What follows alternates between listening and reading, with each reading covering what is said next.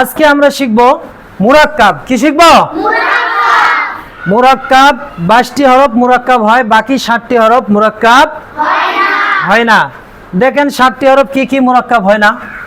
দেখেন এখানে হচ্ছে দাল, বলেন দাল, জাল, র, জা, ওয়াও, হামজা, আলিফ। তা এই 60টি হরফ মুরাক্কাব হয় না, কারণ এই 60টি হরফ কখনো মিলিত লেখা যায় না। এদের সঙ্গে মিলিত করা যায়, কিন্তু এরা কাউরের সঙ্গে মিলিত হইতে পারে না। তাহলে আমরা 22টি হরফ মুরাক্কাব হয়। কয়টি হরফ? 22টি হরফ। 22টি হরফ মুরাক্কাব হয়। বলেন মুরাক্কাব। ডানের হরফের সঙ্গে বামের হরফ মিলিয়া লেখাকে বামের হরফ মিলিয়া লেখাকে মুরাক্কাব বলে। মুরাক্কাব। ডানের হরফকে বামের হরফের সঙ্গে মিলিয়া লেখাকে মুরাক্কাব বলে।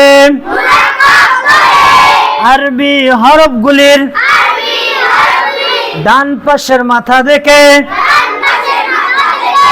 চিনতে হয়। যেমন এক দাঁত দিয়ে 5 হরফ, এক দাঁত দিয়ে 5 হরফ। বানুন ইয়া তাসা, বানুন ইয়া তাসা। হারমত দিয়ে 3 হরফ, হা, খ, জিম। 3 দাঁত দিয়ে 2 হরফ, সিন, শিন। সাদের মাথা দিয়ে 2 হরফ, সাদ, বদ। তর মাথা দিয়ে 2 হরফ, ত, গ। আইনের মাথা দিয়ে 2 হরফ, আইন, ওয়াইন। গোল মাথা দিয়ে 2 হরফ, ফা, কফ। গোল মাথার উপর 1 নুক্তা দিলে ফা, গোল মাথার উপর 2 নুক্তা দিলে কফ। কাপ দিয়ে 1 হরফ, পড়ার ক্ষেত্রে 2 রূপে পড়িতে হয়। কয় রূপ? কাপের 2 রূপ। কয় রূপ? মধ্যখান পেছনওয়ালা কাপ। লাম দিয়ে 1 হরফ, লামকে 2 রূপে পড়িতে হয়। লামের সঙ্গে আলিফ মিলিয়ে তাকে লাম আলিফ বলে। আর হচ্ছে লামের হচ্ছে মাঝখানে হচ্ছে এটা, লামের মাঝখানেই সোজা চিহ্ন আসে বাম দিকে মিলিত অবস্থায়, সেটাকে আলিফ বলবো না, কি বলবো? লাম বলবো। সোজা চিহ্ন দাঁড় হইলে আয়াতের মাঝখানে বাম পাশে যদি মিলিত থাকে আমরা তাকেই লাম বলবো। অনেকে এই জায়গায় এই সোজা চিহ্নটাকে আলিফ বলে। কি বলে? আলিফ বলে। আমরা এই ভুল করব না। আলিফ শুধু ডান দিকে মাথা হয়। আলিফ শুধু ডান দিকে। দেখেন আলিফের মাথা এরকম ডান দিকে, এটা হচ্ছে আলিফ। এটা কি? আলিফ। এই আলিফটাকে আমি যদি ডান দিকে মাথা নেই তাহলে আলিফেই থাকবে, কি থাকবে? আর এই দিকের মাথা যদি আমি মুছাই দিয়া বাম দিকে নেই তাহলে এটা লাম হয়ে যায়, কি হয়ে যায়? এটা আর আলিফ থাকে।